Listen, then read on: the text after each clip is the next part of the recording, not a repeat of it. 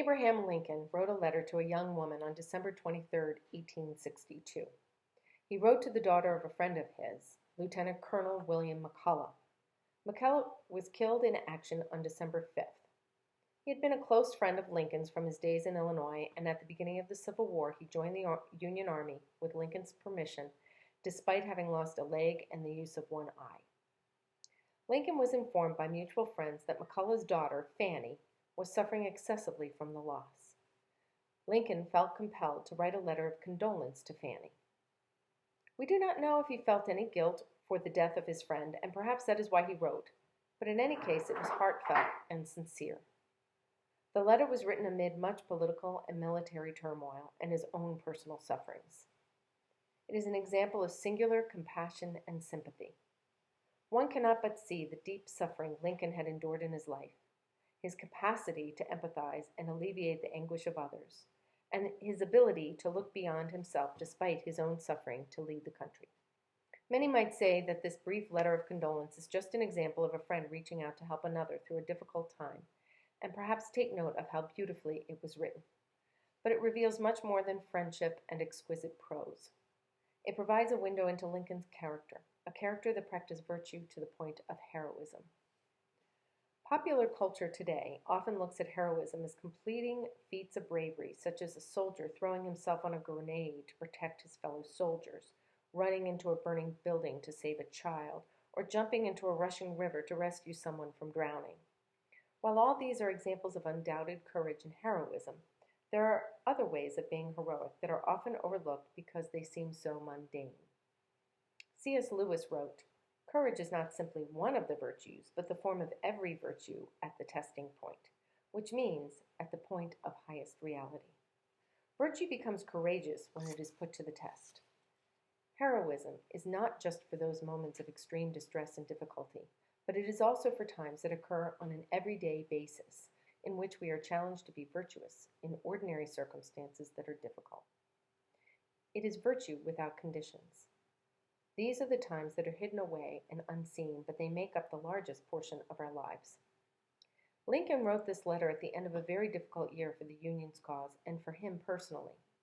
His son Willie had died from sickness just 10 months before. He had had to battle General George McClellan on war strategy and McClellan's hesitation to engage the enemy, which resulted in Lincoln firing him. The Emancipation Proclamation had been issued and was about to go into effect.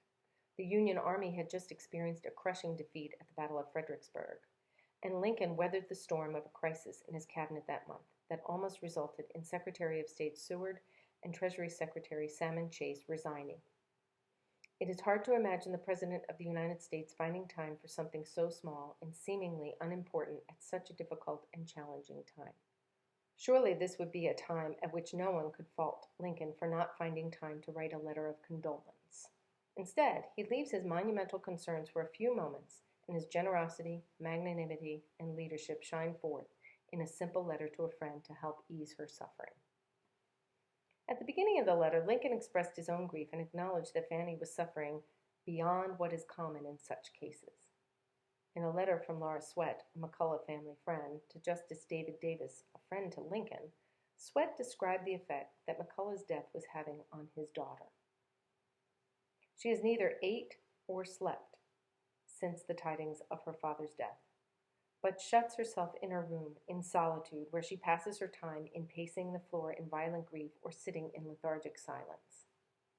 Lincoln then subtly referred to his own personal sufferings when he wrote, "In this sad world of ours, sorrow comes to us all, and to the young it comes with bitterest agony because it takes them unawares."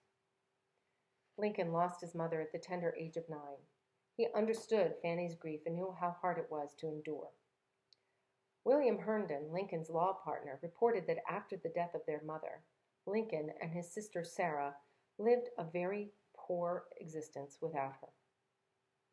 In the next sentence, Lincoln hinted at his present sorrow when he wrote, "The older have learned to ever expect it." Lincoln's son Willie died of typhoid fever on February 20th, 1862. This was the second time Lincoln had lost a child. 12 years earlier, his son Eddie died of tuberculosis. While Lincoln did not speak of his personal loss directly, he alluded to it and thereby generously opened himself up to comfort Fanny. At a time of severe difficulty, he unstintingly gave of himself.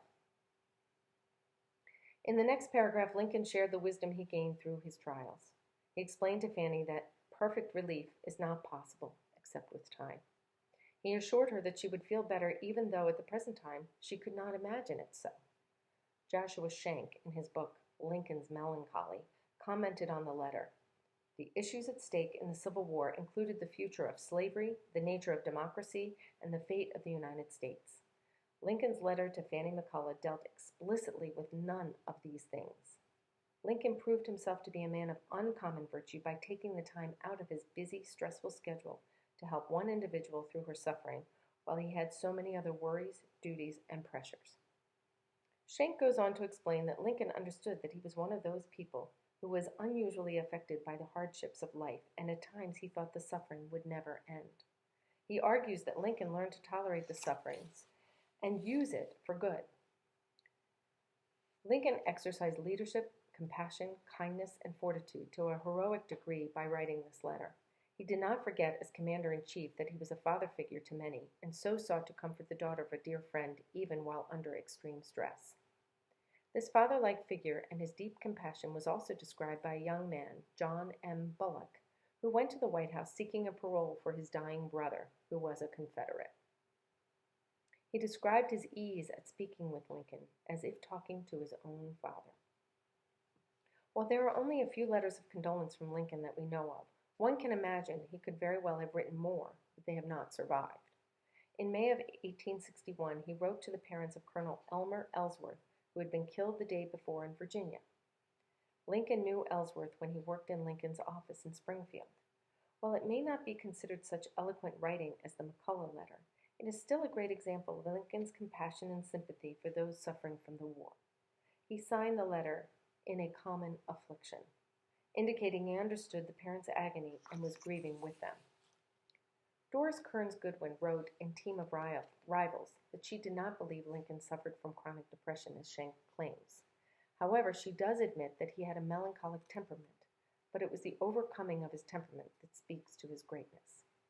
She wrote, Lincoln possessed an uncanny understanding of his shifting moods. Indeed, when he is compared with his colleagues, it is clear that he possessed the most even-tempered disposition of them all. He was the one who dispelled his colleagues' anxiety and sustained their spirits with his gift for storytelling and his life-affirming sense of humor. When resentment and contention threatened to destroy his administration, he refused to be provoked by petty grievances, to submit to jealousy, or to brood over perceived slights. Through the appalling pressures he faced day after day, he retained an unflagging faith in his country's cause. Whether he suffered from depression or not, Goodwin describes a man of incredible virtue who selflessly put his own melancholic temperament aside and gave of himself to lift the mood and encourage others to carry on despite the difficulties of life. This is an example of extraordinary leadership.